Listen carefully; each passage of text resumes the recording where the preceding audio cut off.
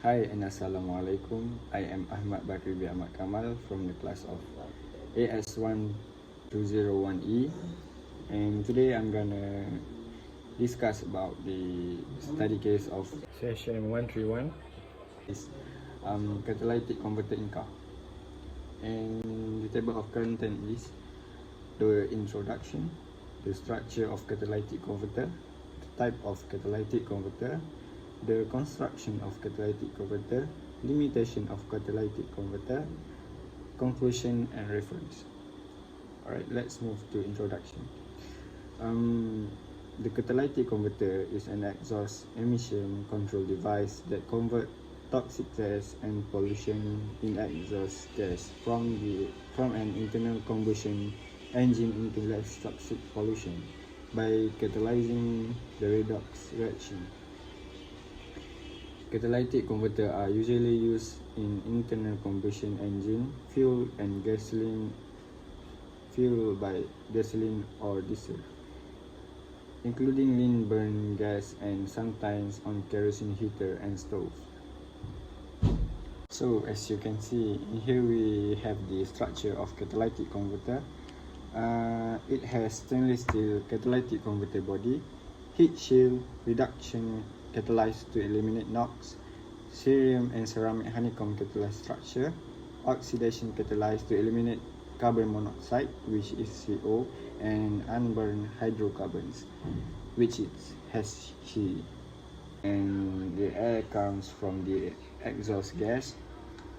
It's contain HC, which is hydrogen, CO, which is carbon monoxide, and NOx, which is nitrogen oxide. And the air comes through the catalytic converter and go throughout to the tailpipe emission, which is contain H2O, water, CO2, carbon dioxide, and nitrogen. So this is the type of the catalytic converter. The catalytic converter has two types. One is three-way catalytic converter and two-way catalytic converters. The three-way catalytic converter has three types. One is reduction of oxygen oxide to nitrogen and oxygen. Two is oxidation of carbon monoxide to carbon dioxide. And third is oxidation of unburned hydrocarbon to carbon dioxide and water. And the second type of catalytic converter is two-way catalytic converter. A two-way catalytic converter has two tasks, that is oxidation of carbon monoxide to carbon dioxide, oxidation of carbon hydrocarbon to carbon dioxide and water. So let's move to construction of catalytic converter. The catalytic converter consists of several components. The first component is the core or substrate.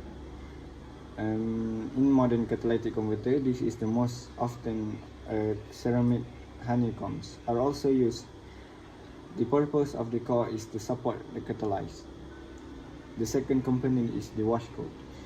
In an effort to make converter more efficient, a wash coat is utilized, most often a mixture of silica and alumina.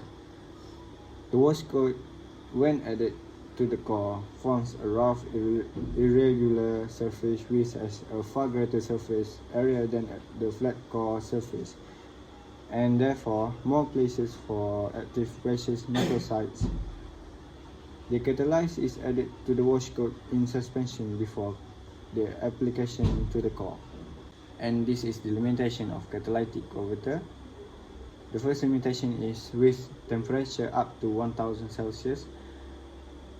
The metal in this catalyst is prone to deactivation by sintering. The second limitation is emission control targets is simply to increase the amount of PGM, which is platinum group metals, in the auto catalyst. And third limitation is cannot function well beyond 80,000 kilometers. So this is the conclusion of the case study of catalytic converters. The conclusion is catalytic converters aren't 100% effective at cutting emissions. They are essential step on the road to reducing pollution from the automobiles. Unfortunately, they only works well when they're working well. This is the reference of the case study where I took the information from. The first one is Timberlake Chemistry, an introduction to general organic and biological chemistry. The second one is Petrucci, Roth, Hesch, William S. Harfwood, and Geoff Herring. Okay, that's all from me, and thank you to who has watched my video. Thank you so much, and bye.